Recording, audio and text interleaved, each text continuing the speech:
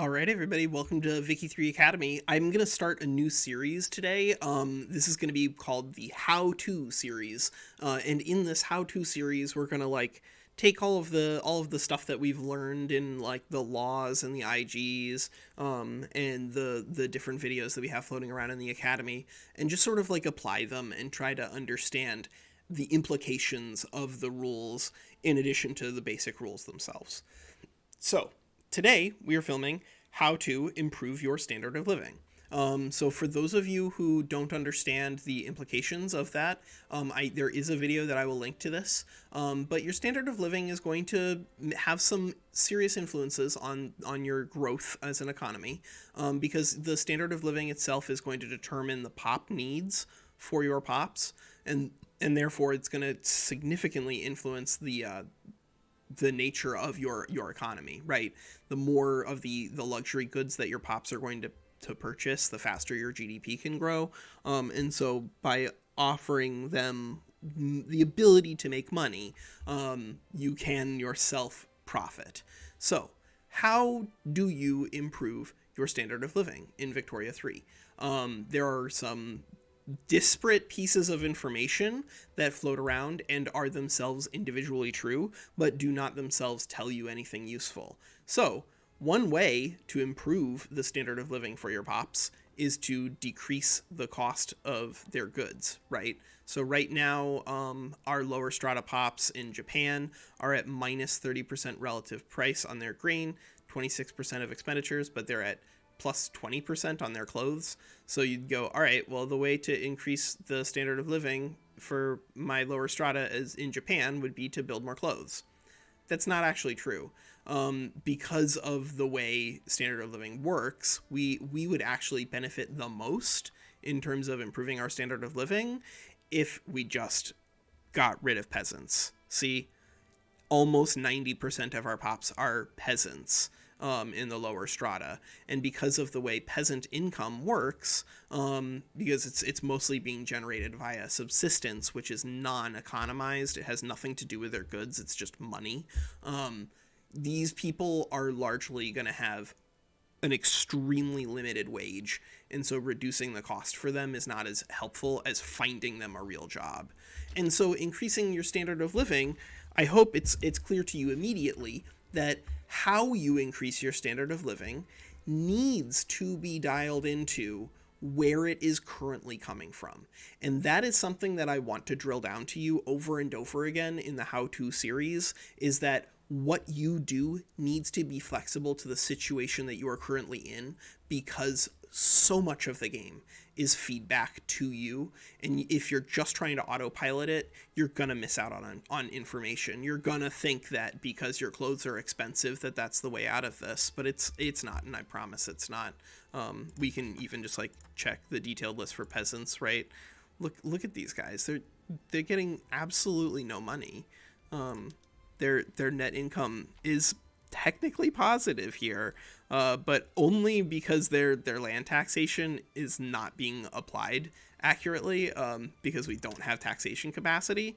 If we were able to actually tax these people, they'd be starving to death. Like, just it's a very different economy there, and what you need to do in Japan than what you would need to do, for instance, in France, which is going to have a higher standard of living starting, or is Belgium, right? Like the starting standard of living is going to have not necessarily like an oversized impact, but it's going to describe a little bit about the nature of your society. How industrialized is it? How many laborers do you have? Do you have ways to modify your standard of living there? Because that's something that I highlighted in another video, but the automation ones, the automation technologies, methods of production, these can be very good for your standard of living as well, because it removes laborers from the equation, and laborers, even on fairly profitable buildings, do not get paid a particularly large wage, and so just reducing the total number of laborers in your society, generally speaking, is going to increase the standard of living in your society, generally speaking. And so you need to keep in mind the type of jobs that people are going to be have or are going to have in your society beyond just peasants, and that's something that it needs to be dialed into the sort of society that you want to build, the things that you are going for in your campaign or in your nation. But generally speaking, the better jobs that you can afford to people, the better their standard of living is going to increase, simply because there's an awful lot of middle strata pops that you'll see on just tacked onto a bunch of different methods of production, right? Like academics, bureaucrats, clergymen, engineers, officers, shopkeepers. The shopkeepers just kind of like they just get thrown onto a lot of random things here, right? Like there we go. We've got some shopkeepers employed here. If we could remove them and go down to citrus orchards, we could do that. It would increase our the substitution would increase the profitability of the buildings, but it would remove 1,000 shopkeepers. So maybe that's worth it to just keep them around, just to keep the pops employed in that job. So that's something that I want to emphasize as well, is that like the kind of job and the building that they are working on are going to significantly impact their standard of living, because they are going to determine their wealth and that their income, and that income is in turn going to help determine their wealth, because it's going to determine their net balance. Those guys are unemployed. They're unemployed. Same. Yeah. All right. So there we go. Got our wages and our dependent wages coming in, and then balanced out against our needs. But like, we could go in here and say, all right, basic food, that's pretty expensive, maybe standard clothing, maybe household items, maybe. But the easiest way to increase this net income, and therefore this standard of living, is just grow the top number, grow weekly income. And the easiest way to grow weekly income is to grow their wage. Because dependent wages and all those like things are crazy and unnecessary. And the way to grow these weekly incomes are build good buildings that generate lots of productivity. This productivity number is going to help guide your SOL a lot more than you think, simply because everything that you build that is highly productive is going to come with highly profitable jobs that are going to pay their people very well. And that's really all you need to worry about, is that if you're giving people tons of money, at least at some point during your development, and that's another important thing, is that there comes a point in time when you've mostly employed all of your peasants. Once you've mostly employed all of your peasants, then just like building random stuff kind of doesn't help your SOL out nearly as much. And so as your number of peasants goes down, that's when you'll start looking in here to see, okay, what are the real balances in my economy like? And is my clothes price way too high? Is that hurting my standard of living locally? And that's where, because of the implications of raising wages, and how unimpactful they are when you're just helping out a little bit of peasants, and how amazingly impactful it is when you're helping out, millions of peasants, you should be aware that standard of living does shift away from get peasants real jobs to get peasants profitable jobs to get people goods. And that is a shift that does occur. And the way that you can help ensure that you get yourself goods is by making sure that your construction sector gets gigantic. Because the bigger that your construction sector is, the easier it's going to be for you to build the things that your pops are going to want once you've reached that point in your growth curve. And the reason that that's important is simply, again, because of the way standard of living influences the demand for goods. So let's see let's just look in home counties. There's going to be some people here with different standard of livings, right? Yeah, cool. All right, so we've got capitalists here, and we can just go ahead and check, and we'll see their net income and their needs. And we'll see, they're spending so much on luxury items because they are an incredibly high standard of living pop. Whereas down here, these laborers, they are still going to be purchasing a little bit of luxury items, right? But their luxury items are going to be their seventh item on there. Basic food is the most important thing. So what does that tell you? It tells you that when you are making price adjustments to things like this, should you be worried about the price of luxury items, or should you be worried about the price of grain? If you have a developing economy, one where people have come in from the cold of peasantry, and you are building productive things and you've made some money and now you're trying to address cost of goods, you generally want to focus on the things that your lower strata pops are looking for. That's going to be the more effective step after that point. If you have expensive services, good. Make the aristocrats pay for it. Because remember that money is power. And so the more that you squeeze the aristocracy and crush their ability to have free money, the less of a problem they'll be for you. So, like, don't help them have money by ensuring easy and free cheap access to goods. Like, make them pay through the nose. Throw consumption taxes on top of services that are already at plus 40%. Like, make sure that they know who's in charge. But then, finally, you'll get to the point where your lower strata, hopefully, has grown enough standard of living that they are actually meaningfully purchasing some of these luxury items. I wonder if we have any lower strata pops as UK. They probably have too many different types of pops, don't they? Let's see. Who are our most profitable? Yeah, that should be like machinists or something like that. Yeah, there we go. We got a 22 SOL machinist over here.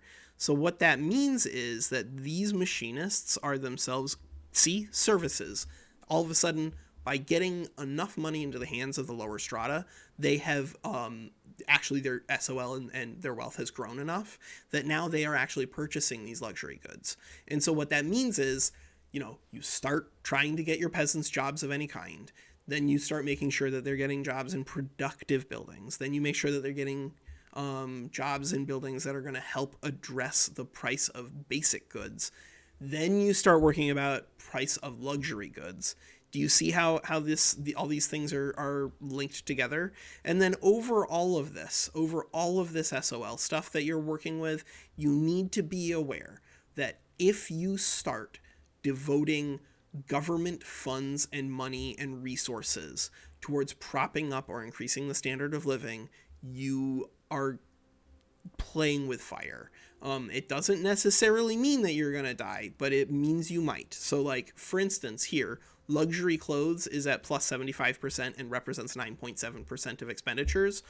We could technically increase the standard of living for these pops if we were to import some luxury clothes.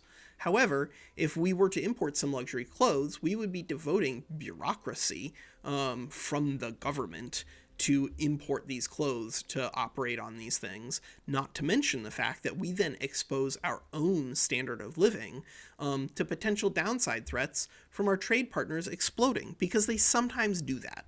That's an important thing that you should probably keep in mind when you're talking about how to improve your SOL. Do not make it addicted to the stability of a country that you do not control. Your own puppets are fine because, they are your puppets. But if they are in a customs union where they can leave, or even worse, if they're just an independent country that you're trading with, if your SOL is actually dependent on them not having a civil war, that's going to mean a lot of trouble for you down the line, and I would encourage you very strongly to not go in that direction. Just as similarly, if you find yourself where you need to trade with someone in order to get dye, in order to operate your industries, maybe you should puppet them. And that maybe is you should definitely puppet them. Because again, the more that you can project your own force to protect your own resources, the better. Because if things break down in your standard of living, then it can be really bad for you. Because remember that standard of living is increases or decreases are the things that are going to have some impacts here, which, depending on how well you set yourself up to deal with radicals and loyalists and your IGs, can mean a big difference. You might desperately need the ability to grow your standard of living, and so thereby get more loyalists. Because remember, it's not what is your standard of living, it's what have you done for me lately in regards to my standard of living that determines whether people are radicals or loyalists. So just growing this number too quickly It offers you nothing. It gets you absolutely nothing to grow this number too quickly, which is why I think following that set pattern of how to grow it, depending on where you are on the development cycle here in Victoria 3, how industrialized are you, how liberalized are you, all of these things are going to impact what you need to do in order to improve your standard of living nationally. And so keep all of that in mind. That's really what it boils down to for a lot of these how-to videos. Is I'm not going to tell you exactly which step to take in exactly which order, because there are specific linkages between things in Victoria 3, and to just tell you do this step, then that step, then that step, is to actually teach you the bad habits. That, like, I want to teach you how to fish, not give you a fish. And that's what this how-to video on standard of living has been about. Okay, let me know if you still have any questions. I'm happy to do a follow-up, but we're going to do some how-tos today. I think this is a good idea. All right, take care.